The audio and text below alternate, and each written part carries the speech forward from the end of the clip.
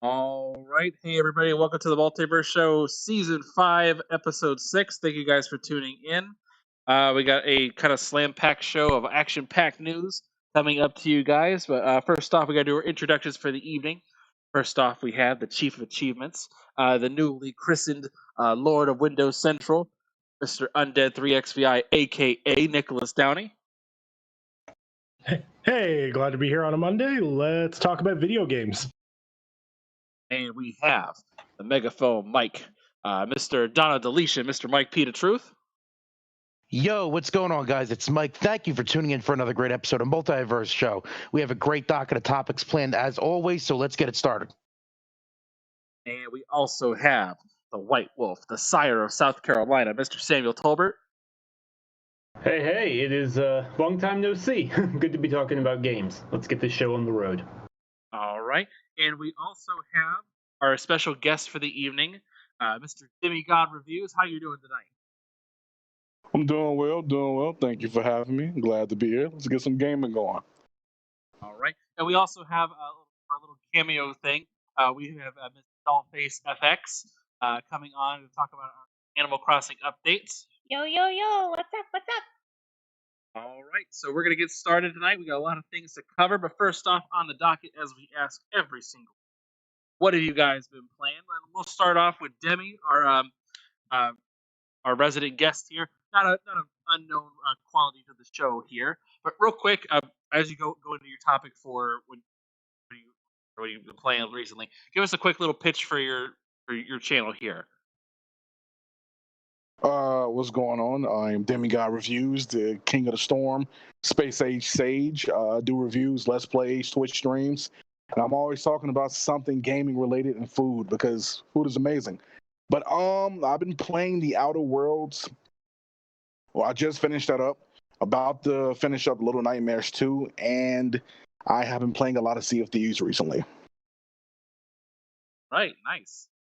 How have you been going, at least with Outer Worlds? Are you going more running gun? Or are you doing more of like trying to talk your way through things, or what's the plan? What are you doing? I talked my way through a lot, but when it came to action, it started off as a melee build, but then it turned into a gunslinger build.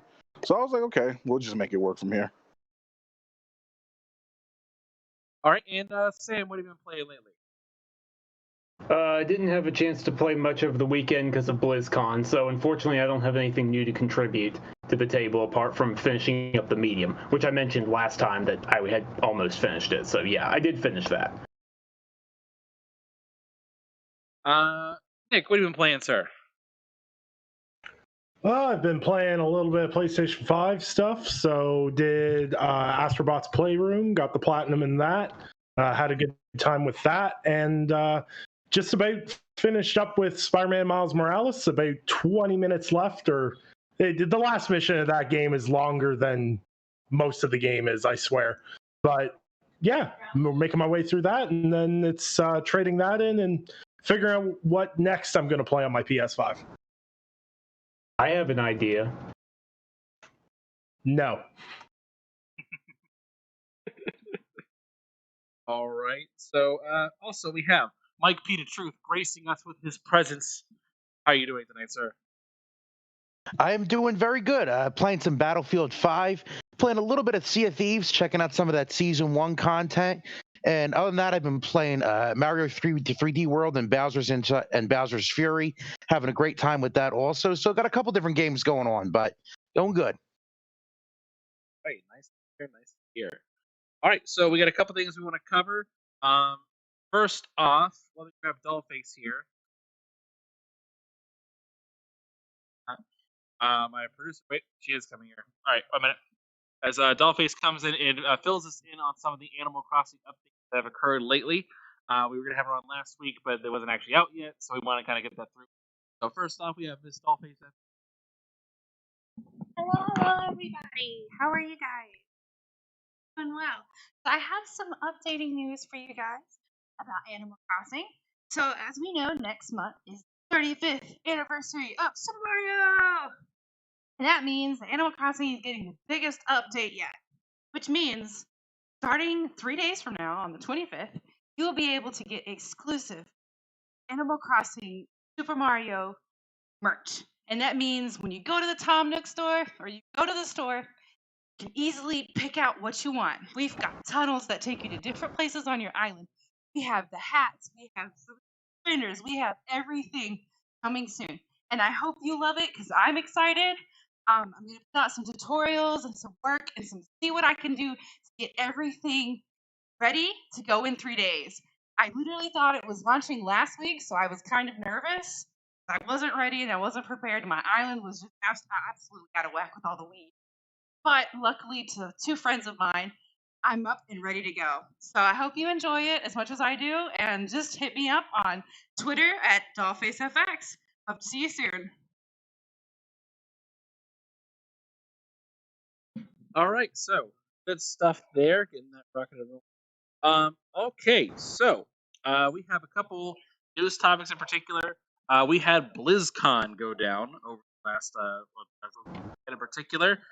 Sam, would you please fill us in on BlizzCon with one major exception?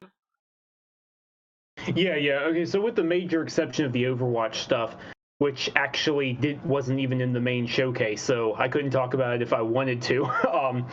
The showcase for BlizzCon Line started off kind of slow. It was very much Blizzard talking about their fans, talking about why they've done it this way, adjusting to the pandemic. It felt like that big speech every studio ever gave last year about adjusting to the pandemic, except Blizzard was way later with it. Like, that's legitimately what it felt like. I don't know if Nick feels that way, but that's what it seemed like to me.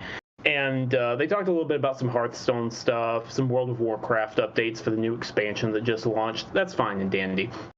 But the 2 big things were a Diablo 2 remaster was announced, which we've known about in some capacity for some time. It leaked a while ago from a couple of different sources, and then when Vicarious Visions was moved under Blizzard, Jason Schreier at Bloomberg confirmed it that Vicarious Visions was taking over that remaster. And Vicarious Visions, for anyone who doesn't know, they're the studio that did the Tony Hawk remakes, Pro Skater 1+2, last year, and that was really good. Excellent. Yeah, very high quality, so that was good. And then the other big announcement was Diablo 4 still doesn't have a release date, but they showed off a new class, the Rogue. It's the classic original, Rogue. Everyone knows that from D&D and every RPG ever. But they're giving her some interesting abilities, like she's got some Demon Hunter stuff and some assassin skills. So like it's not just a pure rogue. There is a mix of skills from later classes that came in Diablo 2 and 3. So they showed her off for Diablo 4, and she joins the Sorceress, Druid, and Barbarian, so there's only one left at this point. So it'll be interesting to see just what the final class is. But yeah, that was the big Diablo-flavored stuff. And the Diablo 2 remaster actually supports cross-progression and is going to be out later this year. All right, nice. Excellent. So, real quick, for those of us who are at home and didn't get to do the news coverage for that particular, I don't know if Demi, I don't know how big you are into the other Blizzard properties. Did you particularly care about any of this stuff, or it's more just kind of I'm following this close. I'm following it closely. I do care about other stuff about Diablo, not just Overwatch. But I didn't get a chance to see anything outside of the Overwatch stuff, sadly. All right. So, anyone else want to add anything else before we move over to Overwatch news? The only thing is, I'm not sure how many people know this, but Blizzard has said they're working on full crossplay, not just progression, but full crossplay for Diablo 4. And I found that in an interview. There's lots of small details, like not giant world-changing stuff, but there's a lot of small details that I was able to get in a couple of interviews. So you can go read those on Windows Central if you're interested in more in-depth information on the Diablo 2 remaster and then Diablo 4 as well. All right, so we got Overwatch 2. And it's a lot more in depth than we thought. I'll give a little bit of background to it. So with Overwatch 2, it was announced last year or the year before, but they said it existed. It was BlizzCon 2019. Yeah, same as Diablo 4. But last year was kind of like a big mulligan for everyone, or what happened. This one was interesting because when they announced it, they announced that the single-player content was the only thing that was going to going to be a part of Overwatch 2. Specifically, going to be, hey, all the multiplayer stuff is free, and we're going to have like a story mode. We're going to charge you $dollars a win. So that was kind of where they were sitting on most of these.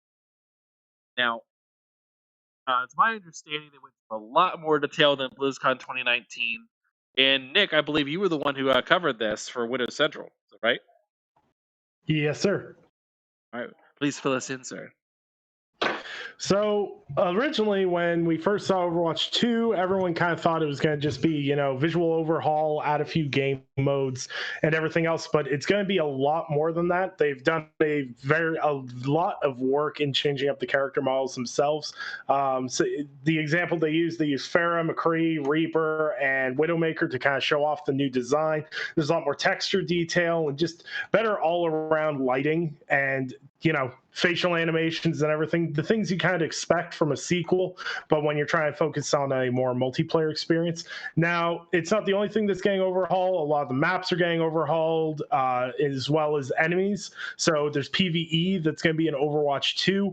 After the 2019 reveal of Overwatch 2, a lot of the team felt that the PvE enemies weren't engaging enough, so they decided to overhaul them completely, and now they've added in things like enemies being able to lose limbs and keep fighting, large boss-like enemies with having exploitable weak spots, and it's all about balancing the PvE experience just as much as they focus on the PvP experience.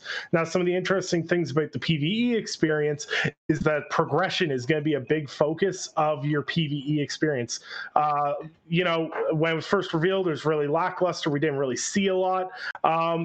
A team at Blizzard seems to have focused more on making each hero feel like your own. So with each hero, we'll have a talent tree that you can progress through via PvE modes. Each tree has 7 tiers that players can progress through that can be unlocked via skill points, with additional abilities being able to be unlocked through progressions via the hero missions. Now, what are hero missions? These are part of Overwatch's 2 replayable co-op PvP mode that offers players a new variety of experiences. All of these will take place across original Overwatch maps as well as Overwatch 2 maps. And, these will be the primary ways that people will be able to level up their heroes. Now, some other minute details was things like the Overwatch 2 campaign. This is going to be focusing on reuniting the members of Overwatch with a dark force at work that's trying to lead a second Omnic uprising. So that if you follow Overwatch lore at all that they've been building up since 2015, that's a pretty cool little tidbit. A little cool tidbit for me is that there's actually a place where I live very close to is a map now. You're actually going to be able to play a map in downtown Toronto in Canada that's actually going to have dynamic snowstorms that'll create large snow drifts as players progress through the level. And then the final detail, PvP is not going to be exactly the same. They're looking at some new changes and things to keep things fresh, such as passive abilities that are focused on each class. So if you're playing like a damage character like Junkrat, you'll get a passive boost in movement speed, while support roles get a slow but automatic healing effect to help keep them in battle longer, similar to Mercy's one ability as it sits right now, but just a little bit tweaked differently. So overall, a lot of changes coming, a lot of new stuff, but overall, this is way more promising than anything they showed off in 2019. Right. Wowzer. So I know I'm excited about going into Overwatch again now. Mainly because I stopped playing Overwatch like last year. I didn't feel like it was worth my time for the most part. But I know, Demi, I know you play Overwatch religiously, sir. Yeah, So it's please, one of the best shooters. I believe you're an Ashe main. Is that right? Ashe main for DPS and Sigma main for tank. What are your thoughts on Overwatch 2? You think it's something you're gonna pick up, or you gonna wait a little bit? What's up? I'm gonna pick it up, but I'm more curious about PvP details than I am PvE.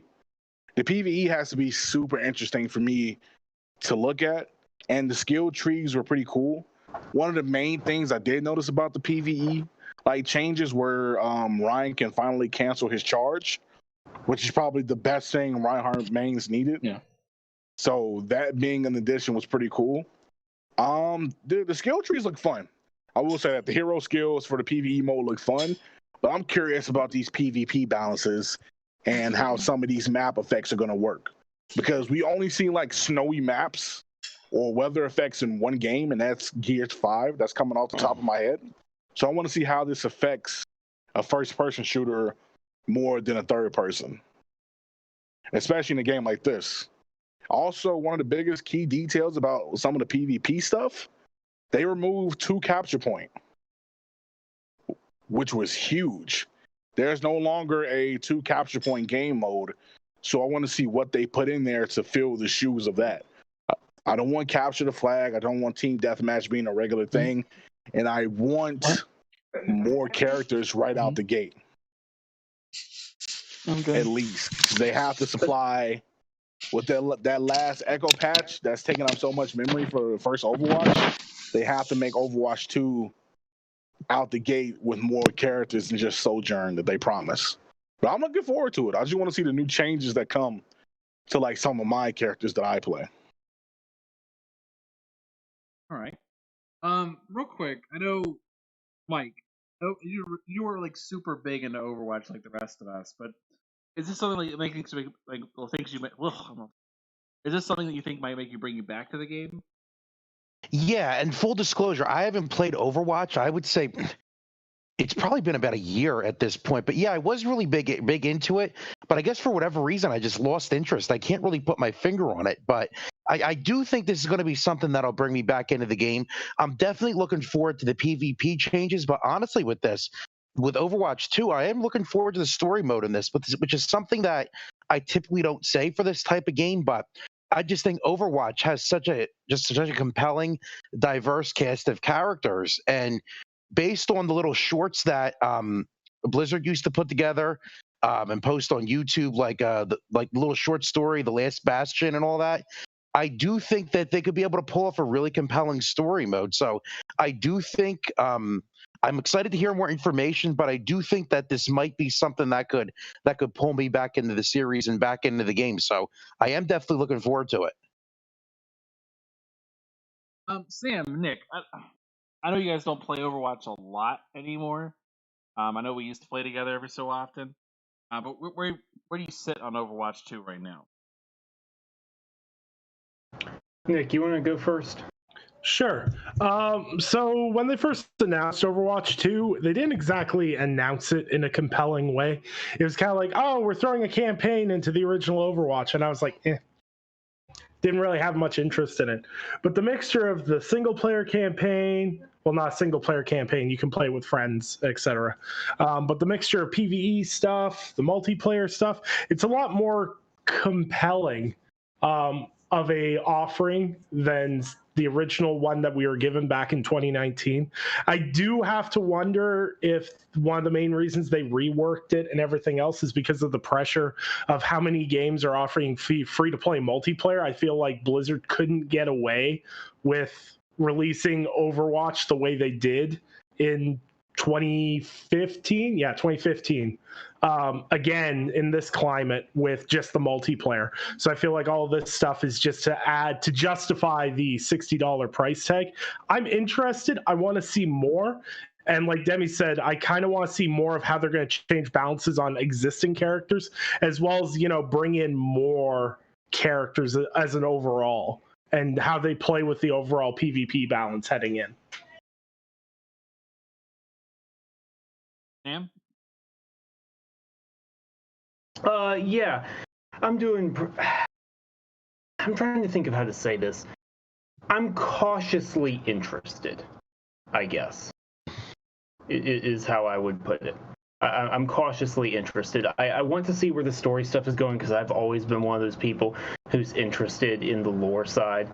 I'm interested in seeing how the PvE kind of stuff works. But even with this info dump, and it is a good info dump, I need to see more than this to convince me that this is something I really want to spend time on. I love the art style. I love Overwatch's gameplay, so I hope it comes together. So, follow-up question to this one in particular, very tough one. So originally, when like I mentioned at the beginning of the segment here, originally when they pitched this, they said it was going to be like an upgrade kind of thing, where they said it was going to be optional. What they mean by that is that all the multiplayer changes and all the updates and stuff were going to stay and be perfectly fine in Overwatch 1 and Overwatch 2. Play Overwatch and you were missing out on the multiplayer. And they said that all the single player content was going to be locked behind a paywall. All the updates and stuff would be available free in terms of future character content and apps and everything like that. So after seeing all this stuff, I don't get the feeling they're going to do that anymore. I don't know if they mentioned that during that at all, Nick. Please correct me if they did. But I don't get the feeling they're going to do that free upgrade anymore. This feels like it's supposed to be a separate game entirely. Yeah, I definitely feel like they decided to put more work into it. I wouldn't say that they scrapped the original ideas they put out in 2019, but during that showcase, I don't know if anyone else felt the same. There was a very heavy emphasis that they did not like the product they had in 2019, and they decided to put a lot of work into it. They emphasized a lot that a lot of work had happened between 2019 and its re-reveal now.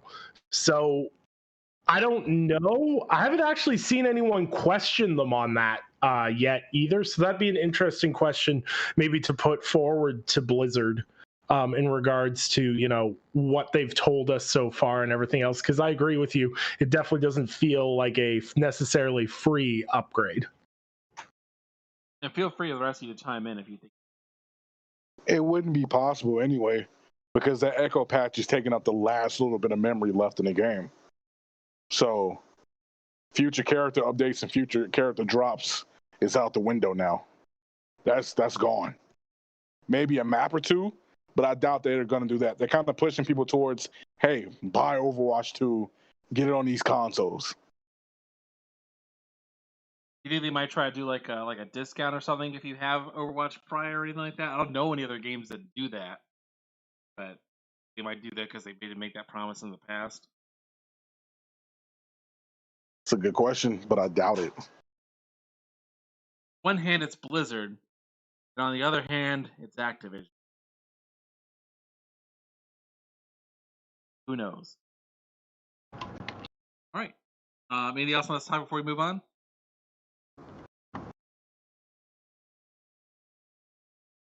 Okay. Next little. So we have a little interesting bit of. This particular news came out actually a couple out over the weekend. This is. I'm going to call this rumor status, namely just because it doesn't seem accurate, but we could all be very surprised. It's not impossible, but it doesn't seem accurate. So this is what happened. So there was there was a post, Nate Drake head post, insider, stated that that's saying 100% this happened as of late last year. This was this year in reference to Starfield, Bethesda. That's the game in delay. A rise from it coming, claiming this was information with it as of like November or December. Let's pull out the BS meter. Nick, what do you think?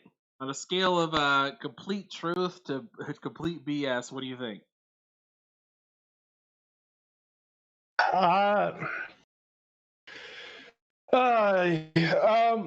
So the thing with Starfield, the caveat, if you will, to Starfield is that, you know, there was talk around the time Fallout 76 launched that Starfield was going to be, you know, a 2019 to 2020 game. And then when Fallout 76 launched in the way it was and everything else, there's the big stink about Creation Engine and everything else that needed to be overhauled, taken a look at, and everything else. And, you know, I'd like to think they went back to the drawing board and, you know, made some adjustments on that player feedback. Now, it's a couple years since that happened now. Could Starfield come out in 2021? I mean, it could. I don't think it will. I think they may have thought it would.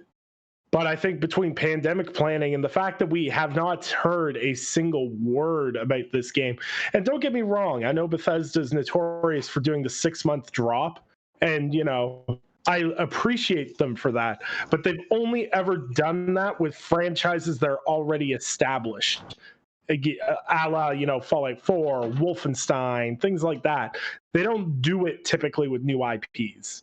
So I think it's baloney. I don't think in any realistic expectation we see Starfield before maybe summer 2022. Yeah, I kind of agree with that sentiment. This is definitely a 22 game. Could it come out this year? Yeah, maybe it could. I just think it's highly, highly unlikely that it will.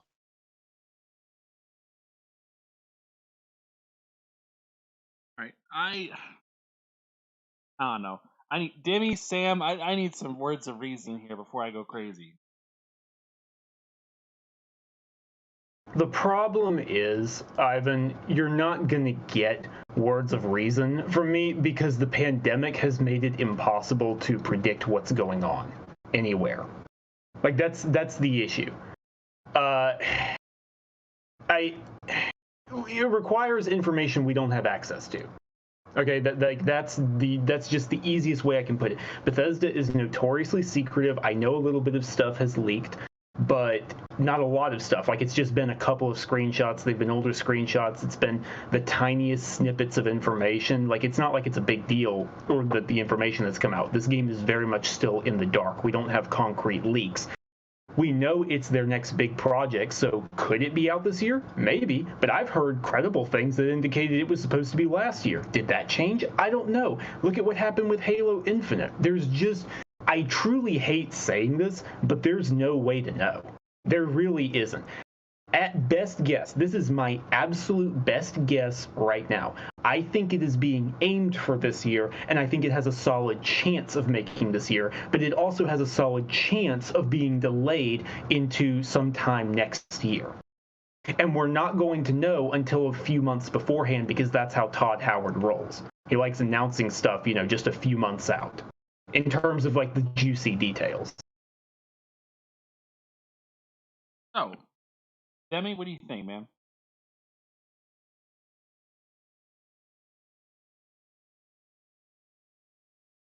Demi? Muted.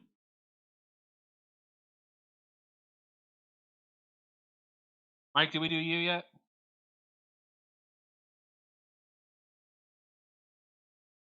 Anybody hear me? Yeah, I can hear you, definitely.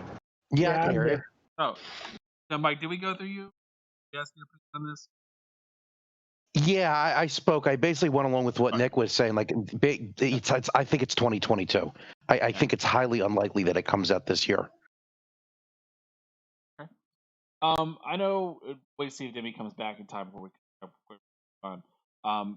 I know for me personally, I just Sure. we need a win, damn it. We need something like a nice little surprise makes us feel good. If there is a company that could possibly have it done, it's probably Bethesda. The only reason why I say that in particular is because they have been building their infrastructure over the last few years, new acquisitions, where this definitely is a possibility because they've been planning to work remote. Like, I could see it happening. I really could see it. But do I think it is? I think they're being overly optimistic. I don't think if it's delayed, I don't think it's because of COVID. I think it's just because of Bethesda. Them trying to have a better product. I think if anything, it's probably something like that. Other than that, I don't really know. We'll keep an eye peeled, see what the deal is, see if there's definitely a. I'll give you a spicy take for you. I'll give you something spicy. I think Wolfenstein 3 will launch before Starfield does. No, that's spicy. That's spicy. It's about time for another one, right? It's been a little while. Yep. And keep in Y'all mind, still got young bloods, man. Play that content. yeah, no, Youngbloods was made by a sub team on Machine Games. That wasn't main team. So main team's been quiet for a long time, and they're starting pre-production on Indiana Jones, which makes me think whatever the main team's been working on has to be pretty close to being done. So I think you're a little more likely to see Wolfenstein 3 before anything. No, wait, Wolfenstein 2 was like 2017, right?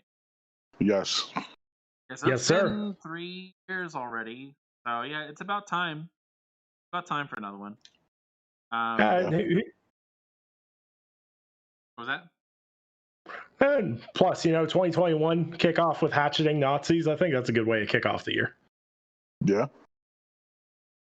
I don't know. Now, Sam. I have a good track record now. Every time I keep guessing what the next game's going to be about, and I've been right so far. So I need to figure out like what the next one's going to be about. I remember being on the call with Sam, like I think about 6 months before or something like that. I was like, "Watch the next Wolfenstein game be about like his daughters, and like they're gonna be like in the 80s or 90s or something like that." Like it'd be like, He did. He called it to a T. Like anyone who's listening here, he didn't just predict it like, oh, I know what the game will be. Like, it was scary. The details he got right. It was, and you can say, oh, well, that's just predicting the good foreshadowing. It's like maybe, but plenty of people predicted that the game would star, BJ and Anya's twins. No one predicted it in the detail he did. So I just have to put that in the there. only thing I got wrong was I thought they would have a part in Japan. They did not. So that's the only part I got wrong. Okay, fair. I remember having that conversation in particular. I remember being like, "Oh yeah, they'll probably do something like BJ gets kidnapped or something crazy, like like just doing like random little things." I could not believe how right I was in that instance. But now I got to figure out what they're gonna do next. So on the fly, without much detail, I'm gonna say BJ's back, but he is old man BJ. And it's gonna be something about like successorship or something with his daughters. Like you're not gonna be able to play as them necessarily yet, but like each of them is gonna have special abilities or something. I don't know. I got to think a little more about that. I probably should have done. Anyway, moving on a little bit. Tim, are you back? Yeah. Work was a little busy. Oh, I understand. So the other what we were asking earlier about. Do you think Starfield is actually going to come out this year or no? Not even close. Not even. I'm giving this 2023. 2023? Not even 2022? Nope. Dang. They still got it? some stuff to work out. Not just the Bethesda jank, but they want to put some polish on this. Good first impressions. Yeah. This Starfield is probably going to be what the original Prey idea was.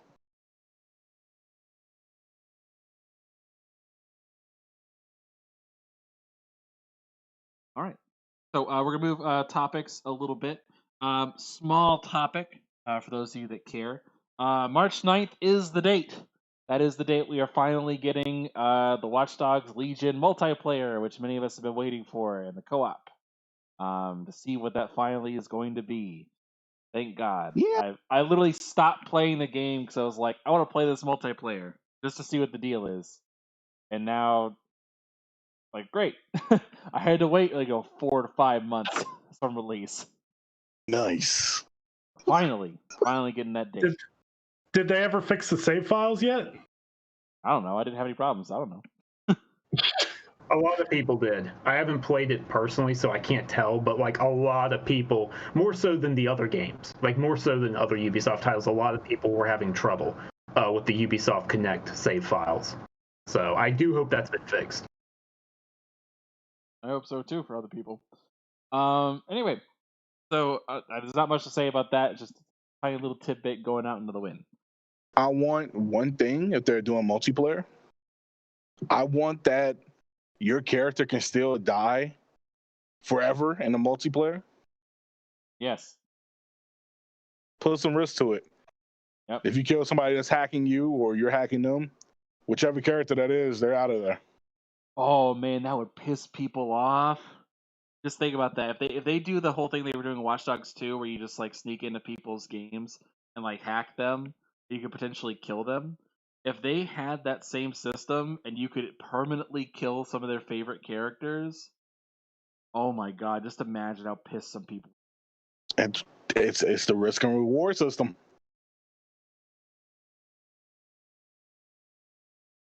I've been thinking about restarting the game because I'm not like super far into it. I've been thinking about restarting it, but doing with the permadeath. At first, I didn't know about the permadeath, and I was like, "Wait a minute, this actually might be fun." I still have a unplayed copy sitting on my PS5. So, other main topic for the evening. We're going to Gears of War. So, Sam, I'm gonna go ahead and say, Sam, shut up. We're trying to live like big bold lives here. Hot takes all around. Oh God. We don't want to listen to reason here. This is not your kind of space. So It's Operation 6. No, it can't be. I can't allow it to be. So for those of you who don't know what we're talking about, the Gears of War Twitter account posted a picture. It has a gloved hand covering a bunch of cog necklaces. I'm gonna go ahead and tell you guys, I'm not like the biggest Gears fan. I do enjoy the campaigns a lot. But I mean, I don't recognize this personally. At least I will be able to like recognize it as like it looks pretty low resolution, so who knows what it could be. So there's been two predominant theories. Yes, the boring Operation 6 for Gears of War 5. We don't really care. But the more interesting one, and the one we should probably talk about, the Marcus Phoenix collection coming back from the grave. I don't know. Most people don't know what the hell we're talking. A little bit of backstory on that. So, back in 2014, was that when Master Chief Collection came out? 15. I want to say 14. 2014. 14, I believe. Yeah. So back after the Master Chief Collection came out, there was a push by certain individuals to get a Marcus Phoenix collection by just having all the Gears of War games mastered put in a one big collection. It was fine, I guess. I don't really care. It was like, all right, cool. That'd be a nice thing, but not super important. Yeah. Is yours truly got confirmation from Major Nelson at the time that that was not happening. They were not doing a collection kind of thing like the Master Chief. I said that. Believe it. A lot of people hated me for it, but it was true. Anyway, that's a funny little thing.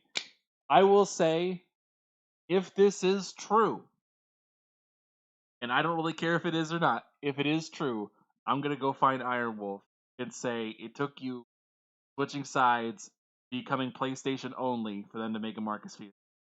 Why did you not do it? That's my entire plan for that. So,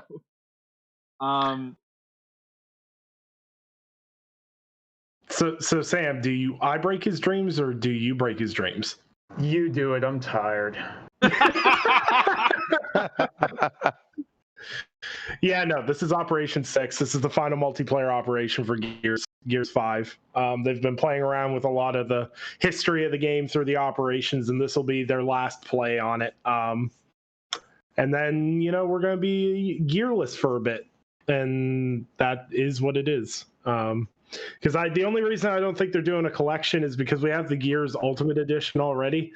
So unless they went and made a Gears 2 and a Gears 3 Ultimate Edition and want to bundle those all together and everything else, I just don't I don't see it realistically happening, especially since there's been issues with the Gears Ultimate Edition for a long time, especially in the PC port. And the Coalition simply stated that they didn't have time to fix it. So if they don't have time to fix the PC version of Gears Ultimate Edition, I really don't think they have time to go back and make a whole collection of the game with the amount of care that went into the Ultimate Edition.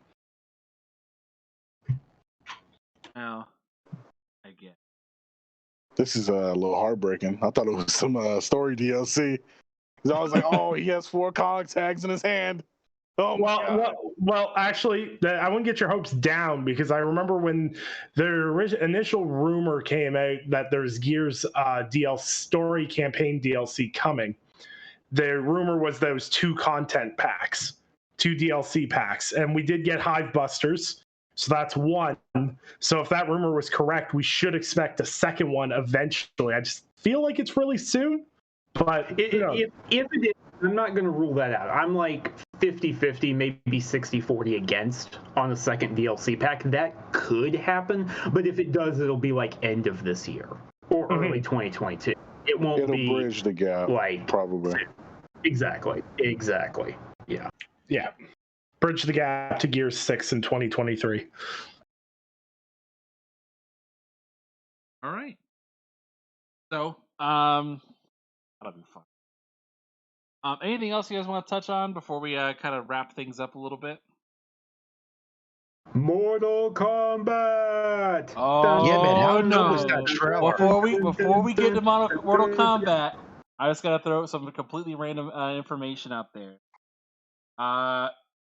According to certain sources, Big Hero 6 characters are going to be in the MCU coming up fairly soon.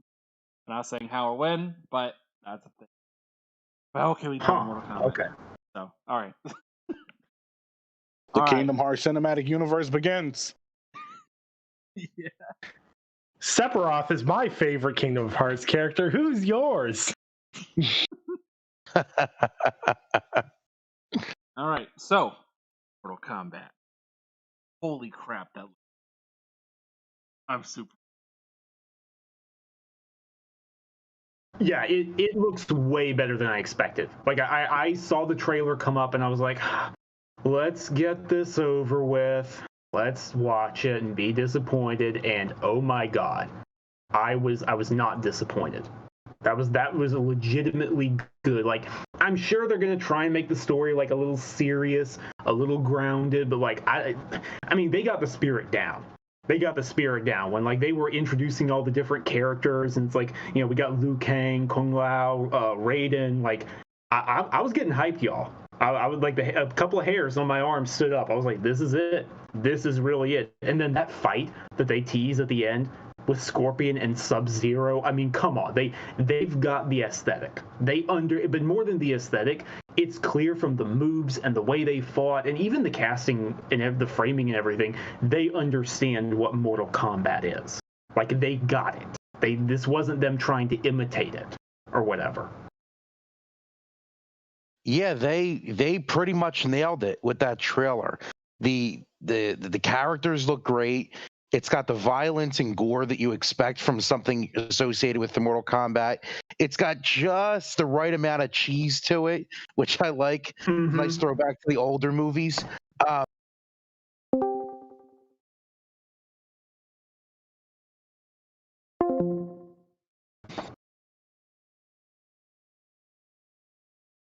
Probably saving that for like the big moments. That's what I'm hoping. I'm hoping to see some of the new blood in there, like Kotal Khan. I would also point out that, like, at the end of the day, this is.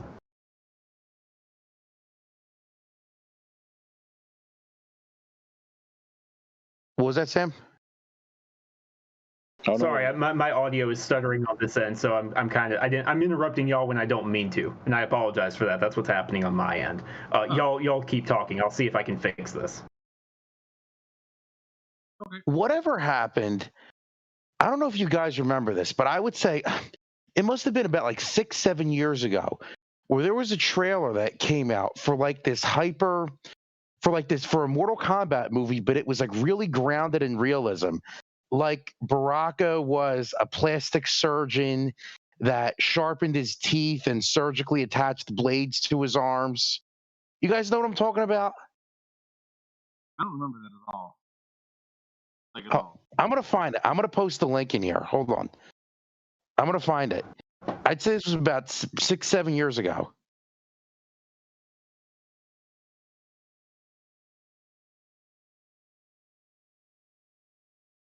I'll just take a look for that. I'm gonna say what I liked the most about that trailer in particular was that they really got the fatalities down. Like it didn't feel like it was like trying to pull any punches. Pardon the term. Like watching Sub-Zero like freeze like his blood and stab him with it. I was like, wow, that's pretty dope. But I definitely got the feeling that they're more setting up Sub-Zero to be like the more badass than Scorpion. I don't know about you. I got that. I mean, they showed him getting a hit in, but they're gonna, the next trailer they're gonna show Scorpion getting a hit in instead. That's what it is. They got to alternate. Those two are the yins and yangs. They're like the faces on the two sides of the coin for the franchise. Is Scorpion and Sub-Zero, and it's not even close. Regardless of whether they're your faves or not, like you have to admit that, you know. Everything. Anything else for you? Project Triangle Strategy is probably one of the greatest Nintendo Switch games that's going to come out. Don't sleep. Okay. That is a gem. Square Enix with the HD 2D stuff, fantastic. Like if you have a Switch, that's a reason to buy a Switch if you don't have one. And if you do have it, go play the demo. Awesome. So we'll do a wrap up here.